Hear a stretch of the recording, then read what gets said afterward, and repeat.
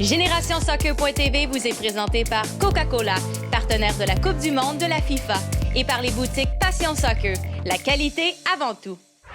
Ici Émilie Duquette. Bienvenue à ce nouvel épisode de GénérationSoccer.tv. Aujourd'hui, à l'émission, on s'introduit dans les coulisses de RDS pendant un match de l'Impact de Montréal en compagnie de Louane Schlicht, le grand gagnant de notre concours Derrière la scène avec JS.tv et RDS. On met à l'essai les tout nouveaux Bleu Carbon 4 de Under Armour, une marque qui n'est pas encore connue dans le monde du soccer, mais qui sera certainement surveillée dans les prochaines années. Et finalement, on vous présente le défi 2 contre 2 Coca-Cola à l'Atrium 64, mettant en vedette 4 excellents joueurs de calibre universitaire. Êtes-vous prêts? GénérationSoccer.tv, ça commence maintenant. Sur la route vous est présenté par 639 Evolution, les supports musculaires les plus performants pour les sportifs. Dans le cadre du concours Derrière la scène avec RDS, GénérationSoccer.tv donnait la chance à un jeune joueur passionné par le métier de journaliste sportif de vivre une journée entière dans les coulisses de RDS pendant un match de l'Impact de Montréal. Et c'est Louane Schlicht qui a gagné ce privilège. Je suis en compagnie de Louane, notre grand gagnant du concours Derrière la scène avec JS.tv et RDS. Louane, pourquoi tu voulais participer au concours? C'est le métier de journaliste sportif, c'est aussi quelque chose qui me plaît. Et là, tu sais qu'aujourd'hui, on va avoir des accès privilégiés avec toute la gang de RDS. Ouais, j'ai hâte de voir ça. Est-ce que tu as déjà des petites questions à poser à nos spécialistes sportifs? Je pense que j'en ai des bonnes. T'es prête? Parce que là, on a une très grosse journée qui nous attend, mais on va avoir du fun. Parfait. On y va! Et c'est parti pour une bonne journée de travail. Premier arrêt, la rencontre de production de la gang de RDS. Ce matin, on annonçait de la pluie, des orages, finalement, beau temps. Comment on s'ajuste à tout ça?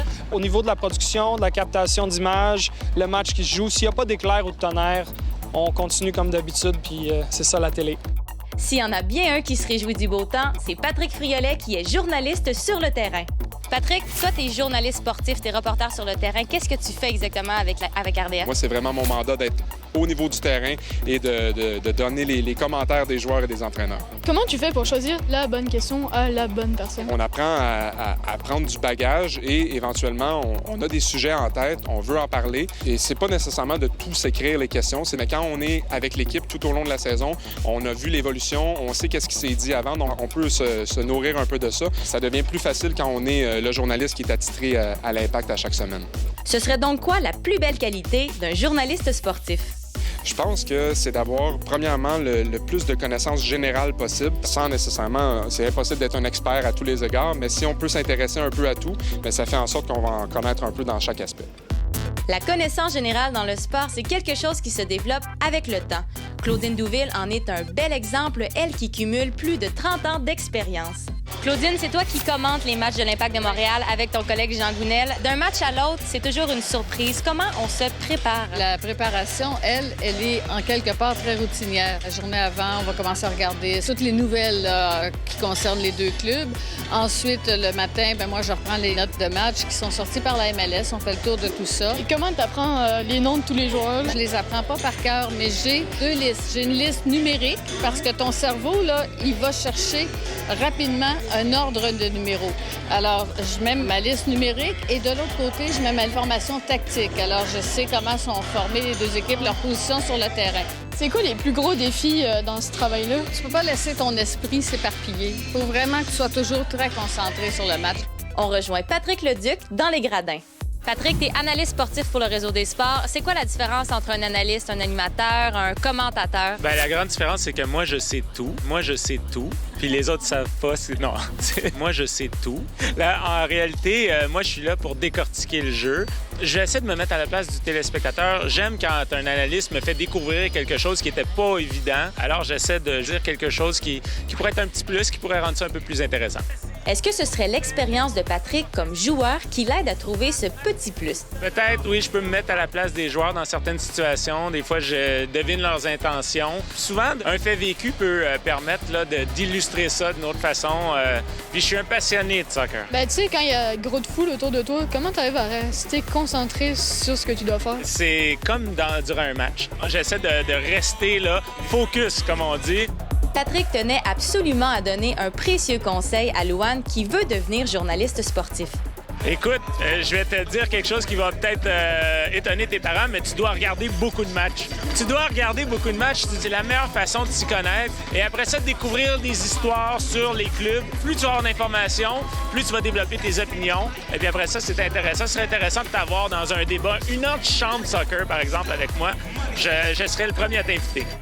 Regarder des matchs de soccer. Pas si mal comme devoir.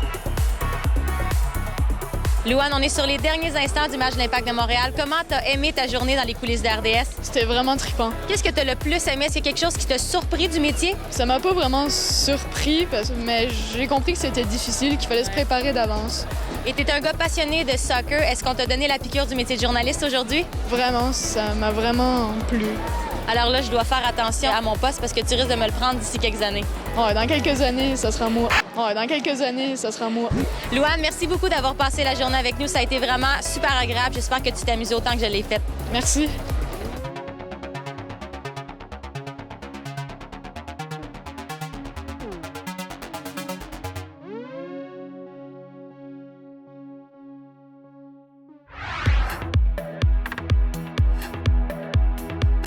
En 2015, il y aura un événement majeur au Canada et même à Montréal. Quel est-il? Le championnat du monde junior. Pas junior. Le retour des Nordiques à Québec. The race. Race? En 2015. Ça concerne votre sport national. Soccer? Football. Ah, d'accord. World Cup for soccer? Women? Yeah! Hey, good job. That's it. Le Grand Prix? Ce sera la Coupe du monde féminine FIFA. Bye, bonne journée! Et oui, le Canada sera l'hôte de la Coupe du monde féminine de la FIFA du 6 juin au 5 juillet 2015.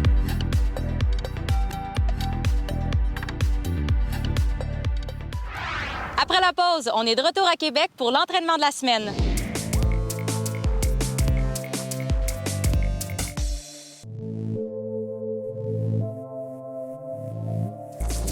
L'entraînement de la semaine vous est présenté par Kinatech Sport Physio. Votre santé, notre priorité. Bienvenue à Québec! J'ai à mes côtés Roxane Cavallo, qui est la coordonnatrice du programme de sport-études à Québec. Roxane, qu'est-ce que tu nous proposes à l'entraînement aujourd'hui? On va travailler sur la conservation du ballon, qui est l'étape avant la mission devant le but. Je te dirais qu'aujourd'hui, ce que je vais beaucoup demander à mes joueurs, c'est tout ce qui va être prise de balle orientée. Souvent, la prise de balle est faite de face, ce qui fait que ça ne permet pas au jeu d'évoluer. La deuxième chose aussi, c'est sur une prise de balle orientée, qu'elle soit vers l'avant. Souvent, on a tendance à toujours reculer, ce qui fait que là encore, le jeu ne progresse pas. Donc, c'est vraiment les deux choses sur lesquelles je vais être focus aujourd'hui. Les jeunes sont prêts, ils ont hâte de commencer. On va aller les rejoindre. Merci. Dans l'exercice 1, les jeunes travaillent la conservation du ballon sans opposition dans une surface de jeu divisée en 4. OK. Donc, le jeu est simple. Si moi, je donne le ballon à Xavier, Xavier ne peut pas remettre le ballon à Émile. Il est obligé de changer de carré et moi-même, je dois changer de carré. Vas-y, Xavier, fais-le. Qu'est-ce que tu fais après? Tu changes de carré. Fais-le avec Vincent. Voilà, et tu changes de carré. C'est correct? Qu'est-ce qui va être important dans ce jeu-là, vu que moi, je peux pas jouer dans le même carré? De regarder. Ouais, de regarder ce qui se passe au niveau de ma prise de balle. C'est-à-dire que ce que je veux pas, c'est ça. Envoie-moi un ballon, je contrôle devant moi. Ensuite, je tourne et ensuite, je fais ma passe. Moi, ce que je voudrais, c'est que ce soit dans un même mouvement et que vraiment, je joue en deux touches. C'est-à-dire, je contrôle, orienté et je donne. En deux touches, ça doit être fait. Et ce que je veux pas, c'est que si le ballon vient de là, que mon contrôle soit vers là. Parce que là, je fais pas évoluer le jeu. Allez, c'est parti. Oli, oriente-toi.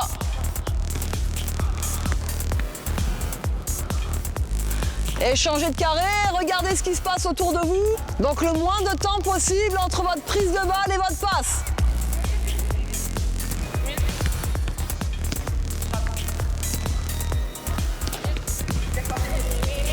Ok, on s'approche rapidement. Donc entre le temps où vous prenez votre ballon et le temps où vous le donnez, il faut qu'il y ait le moins de temps possible. Comptez 1 seconde, c'est largement suffisant. Vincent? Le ballon, il aille plus vite que le... Ouais, il faut que le ballon aille plus vite que l'adversaire. Faut qu'on soit dans le même mouton. Ouais, et pas tous en mouton parce qu'on veut conserver, d'accord? Prendre l'information. Et prendre l'information. Et vos prises de balles orientées. C'est correct? Ouais. On va faire exactement la même chose, mais sauf que maintenant, c'est les bleus contre les noirs.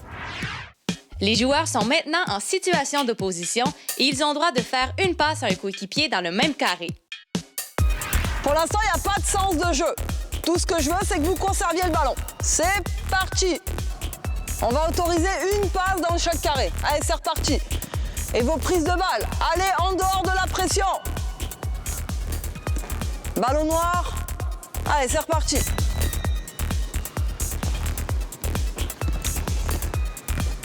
Les jeunes travaillent fort, mais l'exécution n'est pas encore à point. Ok, stop. Pourquoi ça fonctionne pas? On est tous attirés vers le ballon. Ouais, vous êtes tous attirés vers la balle. Et c'est que surtout, vous ne regardez que le ballon. Il y a 4 carrés, vous êtes 5. Je pense qu'on peut avoir au moins une personne par carré, sachant qu'il va falloir se déplacer. Ballon noir. Regardez ce qui se passe. Bien joué.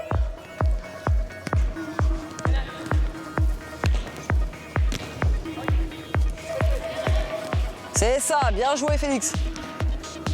Garde là. Garde là, Oli. Les joueurs conservent beaucoup mieux le ballon. La dernière variante est une forme de jeu libre.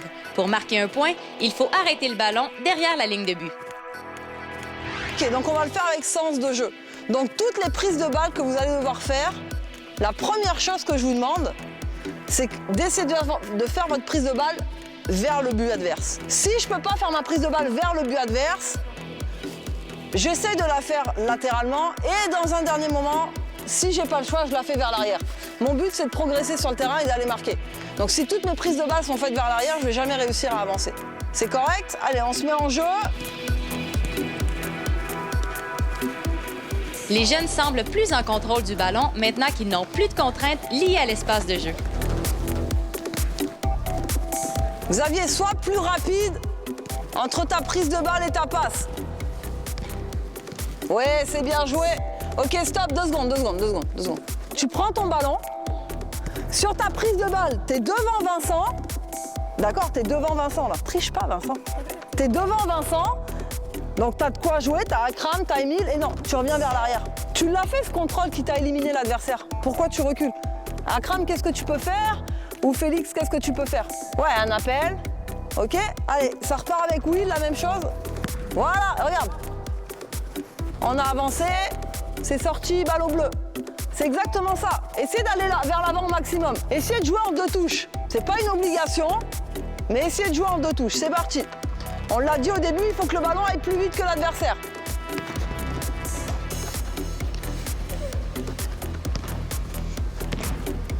Ça, c'est parfait.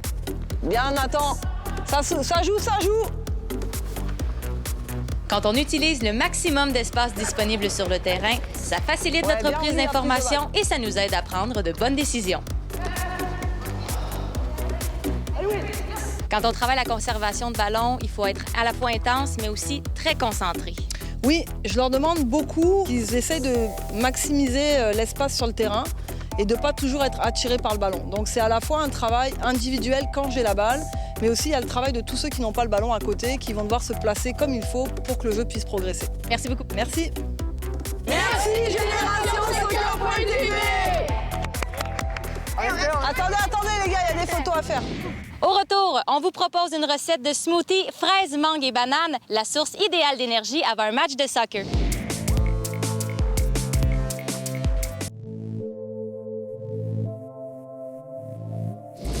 Les nouveautés de la semaine vous sont présentées par les boutiques Passion Soccer. La qualité avant tout.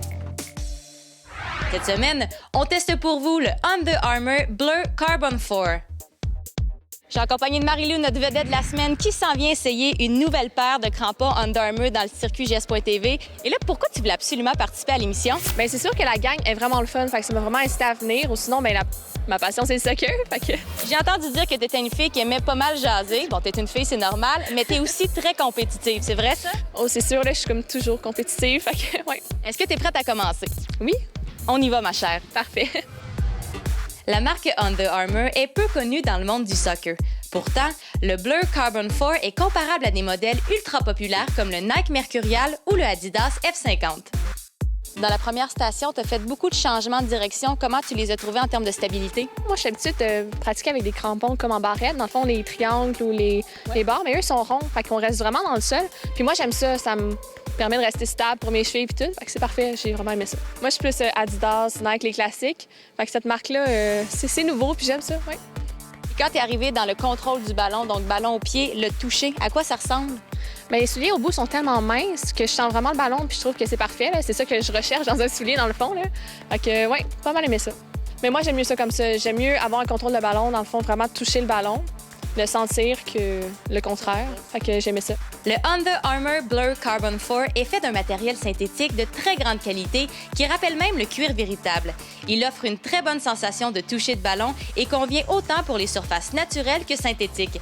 C'est un soulier qui se détaille entre 250 et 280 $, ce qui est un peu élevé, mais c'est clairement un modèle haut de gamme qui convient même aux pros. Marie-Lou, je te regarde, tu as pris de super belles couleurs, tu as travaillé vraiment fort, puis à regarder le nombre de tirs au but que tu as réussi, je pense qu'aussi en termes de toucher et de précision, c'était bon. C'était bien, c'était très, très bien.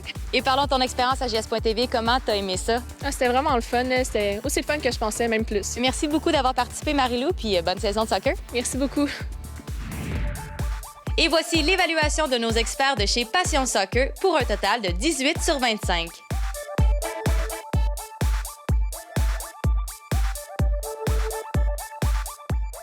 On est à l'Atrium 64 pour le segment Nutrition Soccer avec notre chef cuisinier Stéphane Fontaine. Salut Stéphane. Salut. La saison de soccer est commencée. Tu nous proposes donc aujourd'hui une recette hyper rafraîchissante à base de fruits. Aujourd'hui, je vous propose la recette de smoothies, fraises, mangue et bananes. Et pourquoi c'est bon, même que c'est recommandé de boire un smoothie fait à la main, fait maison, avant un match ou un entraînement? C'est qu'avec les fruits et le jus qu'on met à l'intérieur, le apport en glucides est très élevé. Et on le sait, les glucides sont le carburant dont nos muscles ont besoin pour jouer tout un match. Effectivement. Et là, je remarque que tu utilises des fruits congelés. Pourquoi pas plutôt opter pour des fruits frais? C'est qu'avec les fruits congelés, on va avoir la texture et vraiment la fraîcheur qu'on désire avoir dans le smoothie. Si on utilise des fruits frais, on va devoir ajouter des glaçons à l'intérieur et on veut pas ça. Donc, on prend les fruits frais qu'on a à la maison, on les met au congélateur, puis quand on est prête à les utiliser, finalement, on les a portés de main. Effectivement. Très simple. Est-ce que tu es prête à commencer? Parce que moi, j'ai hâte d'y goûter. On y va. On y va avec le smoothie fraises, mangue et banane pour 5 g de protéines et 42 g de glucides. Alors, pour ce faire, on va avoir besoin de 500 ml de jus d'orange, 200 ml de fraises congelées, 250 ml de mangue congelée, un œuf frais et une demi-banane. Alors, on commence avec les fraises, qu'on va juste bien déposer dans le bol. Par la suite, on ajoute les mangues. Ensuite, on met l'œuf et la demi-banane. On termine avec le jus d'orange. Par la suite, on met le couvercle et on procède au blendage.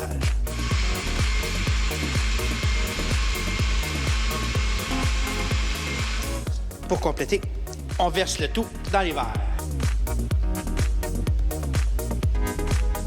Stéphane, encore une fois, une recette simple à faire avec une très haute valeur nutritive. Et bien honnêtement, plutôt que s'acheter un smoothie déjà tout fait à l'épicerie, on devrait vraiment y aller pour quelque chose de fait maison. Surtout que vous pouvez prendre les fruits que vous voulez aussi. Nous autres, aujourd'hui, on vous a proposé fraises et mangue. Vous pouvez très bien aussi utiliser ananas, bleuet ou... On y va selon le goût, finalement. Effectivement. Mais il y a un fruit qu'on ne doit pas enlever du smoothie, puis il est hyper important, c'est la banane. Effectivement, avec la banane, on a la texture crémeuse et vraiment le velouté qu'on recherche, qu'on n'aurait pas si on n'aurait pas la banane. Tu as ajouté un œuf. Est-ce que c'est pour consommation immédiate ou on peut le boire dans quelques heures, exemple? Vous pouvez le boire dans quelques heures. Je vous conseille de le garder au frais, par contre. Là, c'est le moment que j'attendais avec impatience. On y goûte. On va laisser un pour le caméraman, quand même. Très important. Je t'invite à prendre le tien, Stéphane. Encore une fois, merci. Santé. Santé. Dans un moment, c'est le défi 2 contre 2 Coca-Cola avec 4 anciens joueurs universitaires complètement déchaînés.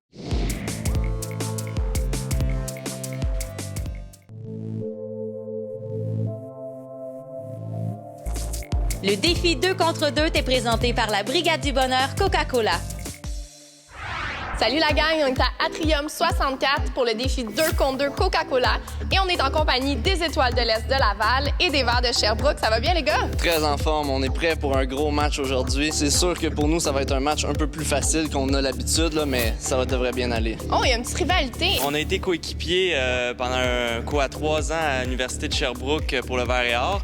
Puis là, notre ancien capitaine qui est là, il nous en a fait baver une shot quand on était à Sherbrooke. Fait que là, on a des comptes à rendre sur le terrain. J'étais une victime là-dedans. Moi, avoir des coéquipiers qui s'amusent, qui font plein de niaiseries. Moi, là-dedans, j'essayais juste de les ramener sur le droit chemin. On est des grands amis, mais sur le terrain, ça va être une autre affaire. Vous êtes pas de taille, les gars, oubliez ça. Ben moi, les gars, j'ai entendu dire qu'il y avait des spéciales à Quincaillerie, à Laval, parce que le ballon est petit ici, puis du grillage, j'aurais peut-être dû vous en amener, parce que ça va passer entre vos jambes en masse, ce ballon-là. Est-ce que vous êtes prêts? Oh, ouais, certain. Go!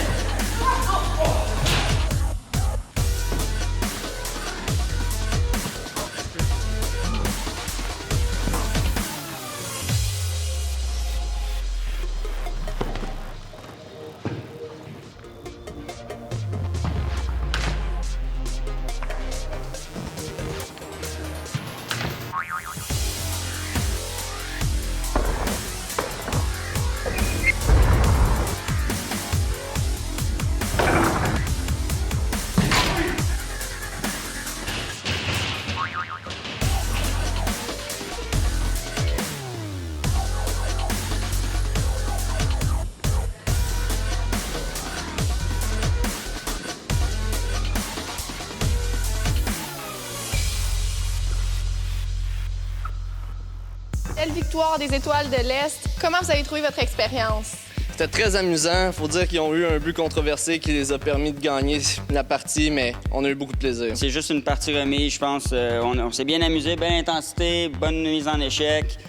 Les gars, c'est à une prochaine fois. On vous attend le pied ferme, c'est certain. Un gros merci au vert, mais c'était relativement un match facile. On sent un petit peu toujours de tension, mais j'aimerais ça finir ça en bon terme. Est-ce qu'on peut faire un bon petit cri de ralliement tous ensemble? Dans le temps, on en avait un. Cri les boys ensemble. On peut vous tendre la perche. Allez, venez les gars.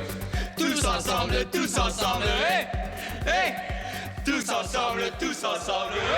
J'espère que l'émission t'a plu. Reviens-nous pour le prochain épisode de GénérationSoccer.tv. GénérationSoccer.tv vous a été présenté par Coca-Cola, partenaire de la Coupe du monde de la FIFA, et par les boutiques Passion Soccer, la qualité avant tout. Le nouveau quart de reportage de GénérationSoccer.tv est une gracieuseté du groupe Park Avenue. Groupe Park Avenue, pour votre vie.